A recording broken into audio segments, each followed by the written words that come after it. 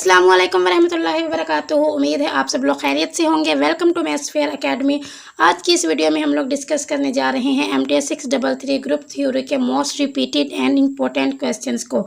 तो आज जैसा कि अगर MTS 633 की बात की जाए तो 99% स्टूडेंट्स मेरे समेत जिनको ये सब्जेक्ट बहुत ज़्यादा मुश्किल लगता है, जिनकी CGPA सब्जेक्ट की वजह से डाउन हो जाती है, तो मैंने क्या किया है आपके हैंडआउट से कुछ इंपॉर्टेंट क्वेश्चंस को और कुछ आपकी फाइल से जो ज़्यादा रिपीटेड क्वेश्चंस है आपके पेपर में, जिनके आने के 80 to 90% चांसेस हैं, मैंने उनके नोट्स बनाए हैं और उनको ईजी वे में आपके लिए एक्सप्लेन इंशाल्लाह इस वीडियो में एक्सप्लेन करूँगी। तो अगर आपको मेरी ये वीडियो अच्छी लगे तो सब्सक्राइब लाजमी कीजिएगा और हो सके तो अच्छा सा कमेंट करके जाइएगा, क्योंकि जब आप लोग अच्छा सा कमेंट करते हैं तो बहुत ज़्यादा मोटिवेशन मिलती है। तो जो हमारा फर्स्ट क्वेश्चन है, question number 1, state Kashi's theorem. ये मेरे पेपर में भी आया था, तो ये बहुत ज़्यादा इंपॉर्टेंट है, आपने इसको अच्छे से करना है। काशीज़ थ्योरम होता क्या है? काशीज़ थ्योरम में ये है कि एक आपके पास P आप लेंगे, let P is a prime, let G is a finite group. G आपके पास एक ग्रुप है और P एक प्राइम है। तो जब भी आपको काशीज़ थ्योरम की जहाँ बात होगी आपने लिखना है P डिवाइड G, मतलब कि आपने ये जो प्राइम है इसको आपने डिवाइड कर देना है G के साथ। देखिए अब आपने इसको इस मीन्स कि आपने इसको इस फॉर्म में लिख देना है।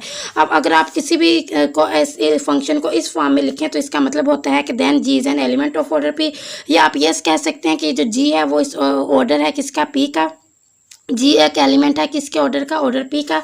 या हम ये भी कह सकते हैं कि ये सब ग्रुप है ऑफ ऑर्डर P का। ये जो G है ये क्या है? सब ग्रुप है किसका? ऑर्डर P का। तो इसको कहते हैं हम लोग काशीज़ थ्योरम में। एक बार फिर से रिपीट कर देती हूँ कि P क्या है? आपके पास एक कोई भी एक प्राइम नंबर है, G एक आपके पास ग्रुप है। अगर आप P को G के साथ डिवाइड कर देते हैं तो आप इसको कैसे राइट कर सकते हैं कि G जो है वो एक एलिमेंट है ऑर्डर P का। ये भी कह सकते हैं कि जो ग्रुप G है वो सब ग्रुप है किसका? P का। नेक्स्ट आपके पास ये बहुत ज़्यादा इंपॉर्टेंट क्वेश्चन है, 100% इसके आने के चांसेस हैं। 99 to 100% स्टूडेंट्स के पेपर में ये क्वेश्चन रिपीट होता है। Write down elements of 1 + 5z। तो आपने यहाँ पे करना क्या है? आपने 1 + 5z के एलिमेंट्स राइट करनी है। बहुत ही ईजी है। सबसे पहले आपको पता है इंटीजर्स क्या होते हैं। इंटीजर्स होते हैं 0 +, -1 +, -2 + -3 अप टू सो ऑन। आपको पता है इंटीजर्स में प्लस एंड माइनस दोनों नंबर्स ऐड होते हैं। नेक्स्ट आपने अब क्या करना है? z। अब में आपने 0 को राइट करना है, इसके राइट साइड पे आपने पॉजिटिव नंबर है, इसके लेफ्ट साइड पे आपने नेगेटिव नंबर्स को राइट कर देना है। होप सो यहाँ तक आपको अंडरस्टैंडिंग हो गई होगी। नेक्स्ट आपने क्या करना है? 5z, मतलब अब 1 + 5z करना है तो इसके पहले हमें 5z चाहिए। तो 5z करने के लिए हम जितने भी इनके नंबर्स हैं, इसके नंबर्स हैं, हम उसको मल्टीप्लाई कर देंगे 5 के साथ। मीन्स के यहाँ तक है कि मैंने -4 से स्टार्ट किया है। ये 3 डॉट्स का मतलब है कि ये अभी कंटिन्यू है, ये स्टॉप नहीं है, ये इनफाइनाइट है, ठीक है। तो आप इसको 5 के साथ मल्टीप्लाई करेंगे। -20 -15 -10 -5 0 5 10 15 40 and 20 and 20 15 20 up to so on, ठीक है। अब ये हमने इसको 5 के साथ मल्टीप्लाई करके लिख दिया। नेक्स्ट हमारा ये स्टेप है कि हमने 5z में 1 को प्लस करना है। तो आप क्या करेंगे? बोथ साइड पे आपने जो ये लिखा है 1 + -20 1 + -15 1 + -10 1 + -1 अप टू सो ऑन, आपने हर किसी में 1 को प्लस करते जाना है। नेक्स्ट आप देखें ये प्लस माइनस माइनस है, आप इनमें माइनस करेंगे। 1 - 20 क्या होगा? -19 -14। देन देखें -14 -9 -4, यहाँ पे 1 आ जाएगा, यहाँ पे इनको प्लस कर देंगे। तो ये आपके पास क्या है? 1 + 5z के एलिमेंट्स आ गए हैं। तो होप सो कि ये तो बहुत ज़्यादा इजी है, तो आपको इसकी इजीली समझ आ गई होगी। नेक्स्ट आपके पास क्वेश्चन नंबर 3, डिफाइन फैक्टर और क्वेश्चन ग्रुप। यहाँ पे आपने क्या करना है? फैक्टर एंड क्वेश्चन ग्रुप का डिफाइन करवाना है कि ये क्या होते हैं। सबसे पहले आपने याद रखना है, आपने ये लिखना है नॉर्मल सब ग्रुप। नॉर्मल सब ग्रुप की डेफिनेशन आगे आ रही है, तो मैं आपको बताऊँगी कि नॉर्मल सब ग्रुप क्या होता है। नॉर्मल सब ग्रुप की डेफिनेशन भी बहुत ज़्यादा इंपॉर्टेंट है, ये भी आपके पेपर में आने के बहुत ज़्यादा चांसेज हैं। तो आप यहाँ सबसे पहले आप लिखेंगे कि आपके पास एक सब ग्रुप है H एक सब नॉर्मल सब ग्रुप है किसका? ग्रुप G का। और जब भी आपने राइट करना है साथ ही स्टार का आपने लाजमी डालना है H*। ये एक नॉर्मल सब ग्रुप है किसका? G* का। और अगर आप फैक्टर और क्वेश्चन ग्रुप की बात करेंगे तो आप जो सब ग्रुप है, सॉरी जो ग्रुप G है उसको ऊपर, जो सब ग्रुप है उसको नीचे राइट करने के बाद आप साथ ये वाला सिंबल यूज़ करेंगे। ये सिंबल है, ये इसको कहते हैं हम लोग फैक्टर एंड क्वेश्चन ग्रुप। ये वाला जो सिंबल है ये आपके MCQ में पूछ सकते हैं। और इसको आप लोग कैसे राइट कर सकते हैं? Hg1 देन ये वाला फैक्टर Hg2। आप इसको किसके इक्वल होता है कि आप इस H को सेपरेट कर लें, देन G1 * G2। एक बार फिर से रिपीट कर रही हूँ, कोई भी फैक्टर और क्वेश्चन ग्रुप क्या होता है कि आपके पास एक नॉर्मल सब ग्रुप है, H क्या है? सब ग्रुप है। जो भी सब ग्रुप होता है उसको हम डिनोमिनेटर में राइट करते हैं और जो ग्रुप होता है उसको न्यूमरेटर में राइट करते हैं। तो ये आपने याद रखना है, इसलिए हमने यहाँ पे लिखा है G/H। और साथ आपने फैक्टर और क्वेश्चन ग्रुप की बात हो रही है तो आपने यहाँ पे ये लाजमी लगाना है। इसको कहते हैं फैक्टर और क्वेश्चन ग्रुप। और ये जब भी हम ये वाला ऑपरेशन अप्लाई करते हैं देन आपके पास ये वाला आंसर आता है Hg1 ये वाला ऑपरेशन, देन Hg2 ये किसके इक्वल होता है, Hg1 स्टार G2। तो अपने MCQs के लिए भी आपने इसको याद रखना है, इसके अच्छे से नोट्स बनाने हैं, क्वेश्चन को अच्छे से अपने फिंगर टिप्स पे याद करके जाना है। नेक्स्ट आपके पास है question number 4, write down the all generating sets of Klein 4 group VAEBC। इंतहाई बच्चों वाला क्वेश्चन है ये कि आपने इनमें से 4 ग्रुप बनाने हैं इन एलिमेंट्स को देखते हुए। आप AB का बना सकते हैं, आप AC का बना सकते हैं, BC का बना सकते हैं, आप 3ABC भी बना सकते हैं, अपनी मर्जी के कोई भी 4 आप यहाँ से बना सकते हैं। नेक्स्ट है आपके पास क्वेश्चन नंबर 5। क्वेश्चन नंबर 5 ये प्रूफ है और ये इंपॉर्टेंट भी है, तो इसको गौर से देखिएगा। Show that homomorphism Hg into G star is injective if and only if and only if K E R H is equal to, इसको कहते हैं kernel, kernel H is equal to E. अब यहाँ पे आपने इस चीज़ को प्रूफ करना। देखिए इफ एंड ओनली इफ की जब भी कंडीशन आती है, आपको पता है कि आपने पहले लेफ्ट साइड को लेना होता है, उसको इसके इक्वल प्रूफ करना होता है, देन आपने इसका कन्वर्स करना होता है, पहले आपने इसको लेना होता है, देन आपने इसको प्रूफ करना होता है। तो अब सबसे पहले आप क्या करेंगे, आप ये लेंगे कि आपके पास एक होमोमॉर्फिज्म है एच जी स्टार इंटू जी, और वह क्या है, इंजेक्टिव है। जब भी इंजेक्टिव की बात होगी तो आपने याद रखना है कि इंजेक्टिव के केस में जो एच ऑफ एक्स होता है वो ई के इक्वल होता है। ई की पावर 1 लिख लें या ई लिख लें, की बात है, क्योंकि ई की पावर 1 भी ई होगा। तो ये किसके इक्वल होगा, एच ऑफ ई के इक्वल होता है। तो यहाँ से आप इजीली लिख सकते हैं कि देखें H of X is equal to H of E है, तो यहाँ से हम लिख सकते हैं कि एक्स ई के इक्वल है। यहाँ से आप प्रूफ हो गया कि कर्नल ऑफ एच किसके इक्वल है, ई के। अब देखें हमने ये वाले कंडीशन को लिया, इंजेक्टिव वाले कंडीशन को लिया और हमने इसको प्रूफ कर दिया। अब सेकंड कंडीशन है कि आपने इस को लेना है और आपने प्रूफ करना है कि ये इंजेक्टिव है। तो एक हम अब इसका कन्वर्स सॉल्व करने लगे हैं। कन्वर्स आपका है कि kernel of H is equal to E है और एक्स वाई किससे बिलोंग करते हैं, कर्नल ऑफ एच से। जब भी आपके पास इसका कर्नल का जिक्र होता है तो हम इसको इस फॉर्म में लिख सकते हैं, H of X is equal to H of Y. अब देखें एच ऑफ वाई इधर है, तो जब ये एच यहाँ से हम कॉमन ले लेंगे, ये वाई है, तो यहाँ पे आके वाई इनवर्स हो जाएगा। अब यहाँ पे अगर हम कर्नल की प्रॉपर्टी को यूज़ करें तो हम लिख सकते हैं H of X is into H Y inverse. अब एच ऑफ एक्स और एच वाई इनवर्स ये किसके इक्वल है, ई के। देखिए ये एक्स है और ये वाई इनवर्स है, किसके इक्वल होगा, ई के इक्वल होगा। तो एक्स वाई इनवर्स जो है ये क्या है, कर्नल ऑफ एच से बिलोंग करता है और एक्स वाई इनवर्स किसके इक्वल है, ई के इक्वल है। तो अब यहाँ से लिख सकते हैं X Y inverse is equal to ये। तो ये क्या शो कर रहा है कि एच आपके पास क्या है, इंजेक्टिव। मैं एक बार फिर से रिपीट कर देती हूँ, ये थ्योरम है और थ्योरम इसी तरह के होते हैं कि आपने उनमें से कुछ स्टेप्स को फिंगर टिप्स पर याद रखना होता है। अगर आप वही स्टेप से लिखाएं पेपर में तो आपको मार्क्स मिल जाते हैं। तो सबसे पहले कंडीशन ये है कि आपने लेना है होमोमॉर्फिज्म और वो इंजेक्टिव है। इंजेक्टिव के केस में याद रखना है कि आप एक एच ऑफ एक्स लेते हैं। ऐसे फॉर एग्जांपल आपके पास एक एच है जो कि इंजेक्टिव है, ठीक है, तो आप उसको लिखेंगे H of X is equal to E, then is equal to H of E. तो हम यहाँ पे इसलिए लिख सकते हैं कि एक्स ई के इक्वल है, तो यहाँ से आप ये सेंटेंस भी लिख सकते हैं कि कर्नल ऑफ एच ये किसके इक्वल है, ई के इक्वल है, ठीक है। तो नेक्स्ट आपने जब इसका कन्वर्स लेना है, आपने इसको लेना है और इसको प्रूफ करना है। कर्नल ऑफ एच किसके इक्वल है, ई के। जब ये ई के इक्वल है तो आप कह सकते हैं कि एक्स वाई बोथ ये कर्नल ऑफ एच से बिलोंग करते हैं। H of X is equal to H of Y, और यहाँ पे आके वाई इनवर्स हो जाएगा। H X H Y inverse ये किसके इक्वल हो जाएगा, ई के।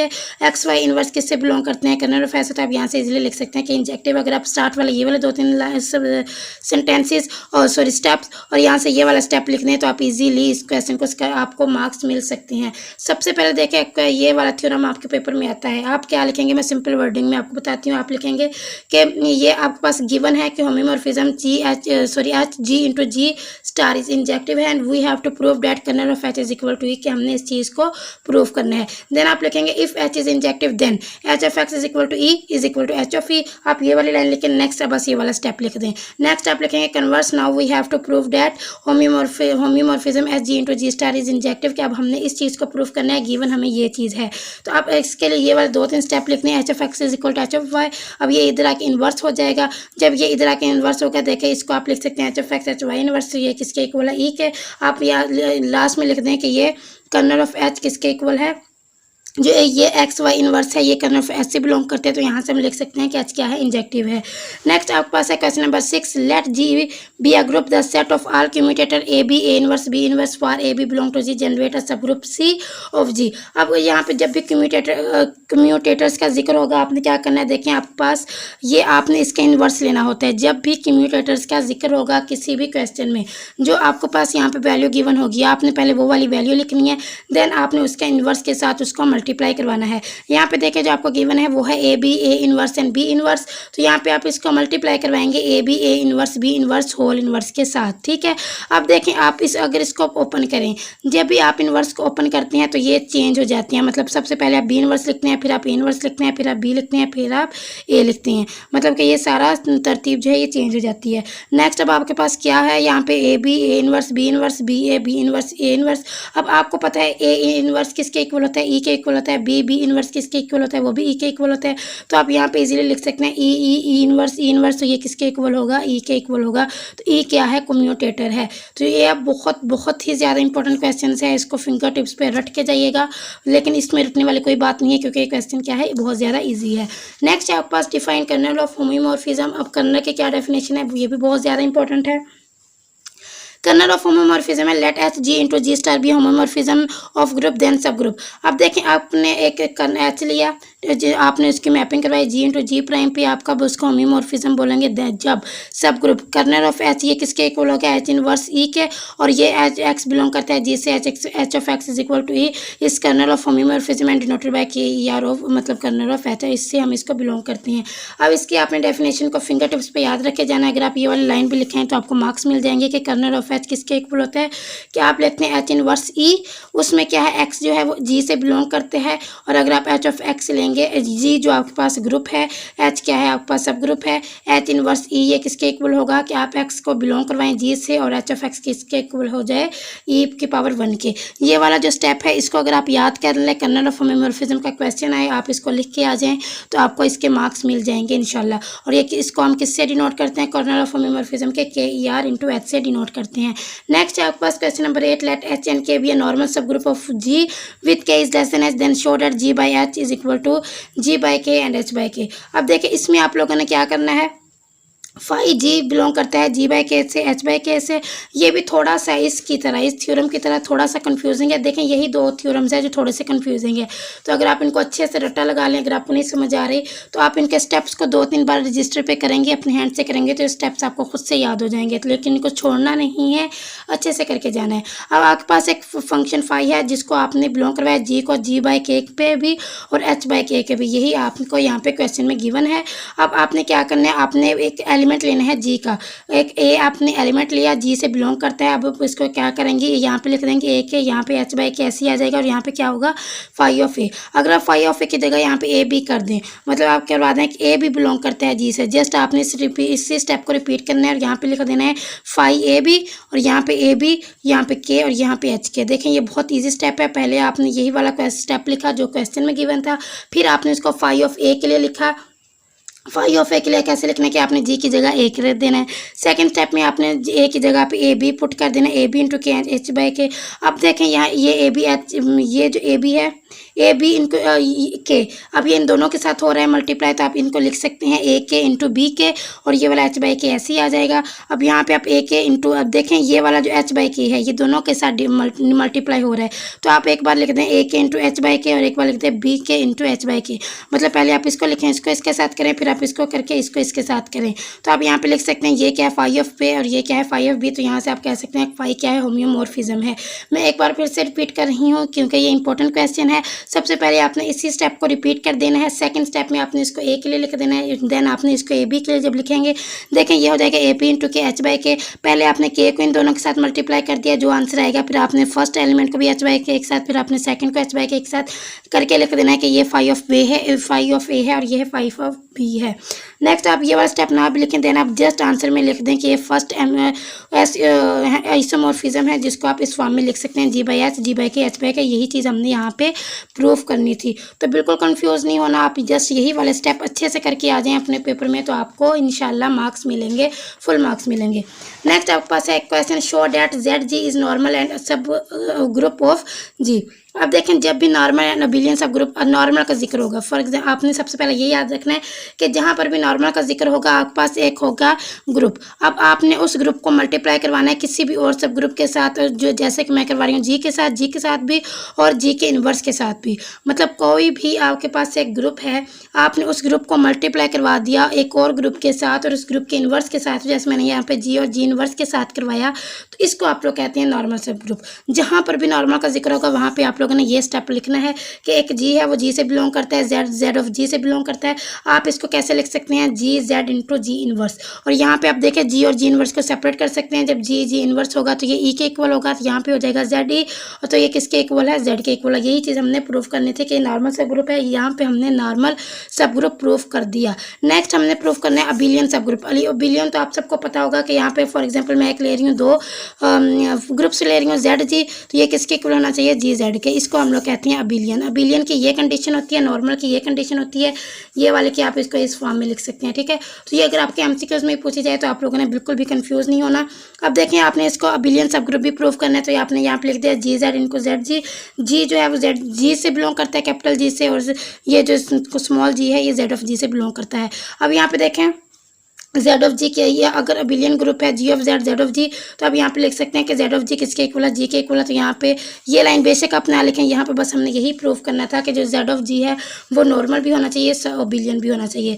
नॉर्मल की ये कंडीशन होती है, ये आपने लिखी तो ये जेड के इक्वल आया। और यहाँ पे अगर आप अबिलियन के लिए प्रूफ करवाना है तो जी ऑफ जेड जेड ऑफ जी ये दोनों के इक्वल होंगे, तो जी आपके पास अबिलियन है तो आप यहाँ पे लिख सकते हैं जेड ऑफ जी किसके इक्वल है, जी के इक्वल है। नेक्स्ट आपके पास जो क्वेश्चन है फर्स्ट थ्योरम ऑफ आइसोमॉर्फिज्म, ये भी बहुत बहुत ज़्यादा इंपॉर्टेंट क्वेश्चन है, पेपर में आने वाला है, इसको भी अच्छे से करना है। फर्स्ट आइसोमॉर्फिज्म ऑफ थ्योरम क्या होता है, थोड़ा सा कंफ्यूजिंग है, थोड़ा सा कॉन्सेप्चुअल है, लेकिन आप इसको भी अगर एक बार गौर से देखेंगे, अपने माइंड में इसको रिमाइंड करवाएंगे, मतलब आप देखें जब मैं पढ़ती थी ना, मैं क्या करती थी, क्योंकि इतना टाइम नहीं होता था, हम गर्ल्स हैं, हमें घरों के काम भी करने होते हैं, और मोस्टली गर्ल्स जितनी भी वर्चुअल की गर्ल्स हैं तो वो तो फिर टीचिंग करती हैं। मुझसे लगता है जितनी भी 90% स्टूडेंट्स हैं वर्चुअल की गर्ल्स, वो टीचिंग करती हैं, तो हमारे पास इतना टाइम तो नहीं होता कि हम एक एक क्वेश्चन की प्रैक्टिस करें। तो मैं अपना अगर मेथड बताऊँ तो मैं ऐसे करती थी कि एक क्वेश्चन को मैंने गौर से देख लिया हैंड आउट से, फिर मैंने उसको मोबाइल बंद किया और सारा क्वेश्चन अपने माइंड में मैं उसको पढ़ती थी कि अच्छा अब नेक्स्ट स्टेप ये है, फिर नेक्स्ट स्टेप ये है, फिर मैंने ये लिखना है ये लिखना है। तो ऐसे मैं उसको प्रिपेयर करती थी। मैंने कभी भी प्रैक्टिस नहीं की, लेकिन अल्हम्दुलिल्लाह मेरी फिर भी सीजीपी अच्छी आ जाती थी, क्योंकि टाइम इतना प्रैक्टिस करने का हम लोगों के पास नहीं होता। अब देखें यह है फर्स्ट थ्योरम ऑफ आइसोमॉर्फिज्म। आप इसको पहले एक बार गौर से पढ़ें, फिर आप इसको आंखें बंद करें, अपने माइंड में पढ़ें, इसको अच्छे से रट्टा लगाएं।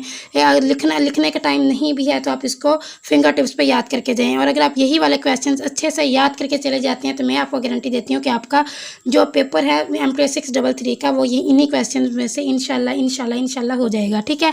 तो फर्स्ट थ्योरम ऑफ आइसोमॉर्फिज्म क्या होता है कि आपने एक फंक्शन लिया फाई, और आपने उसकी मैपिंग करवाई जी को जी प्राइम पे, बी होमोमॉर्फिज्म विद कर्नल के एंड लेट एक्स के। अब यहाँ पे लिखना है आपने वाई के। अब देखें पहले आपने फाई को मैप करवाया जी को जी प्राइम पे, सेकंड आपने एक और लेना है वाई के कर्नल, जो के है कर्नल है, इसको आपने मैप करवाया जी से जी बाय के पे, यहाँ पे जी प्राइम पे करवाया, यहाँ पे क्या जी बाय के पे करवाया। ये क्या है, कोनोनिकल होम्योमॉर्फिज्म है। देन अब यहाँ पे ये वाला स्टेप जो है ये इंपॉर्टेंट है। अब आपने देखें एक ये फाई आपने लिया जिसमें आपने जी को जी प्राइम पे मैप करवाया, फिर आपने एक वाई के लिया उसमें जी को जी बाय के पे मैप करवाया।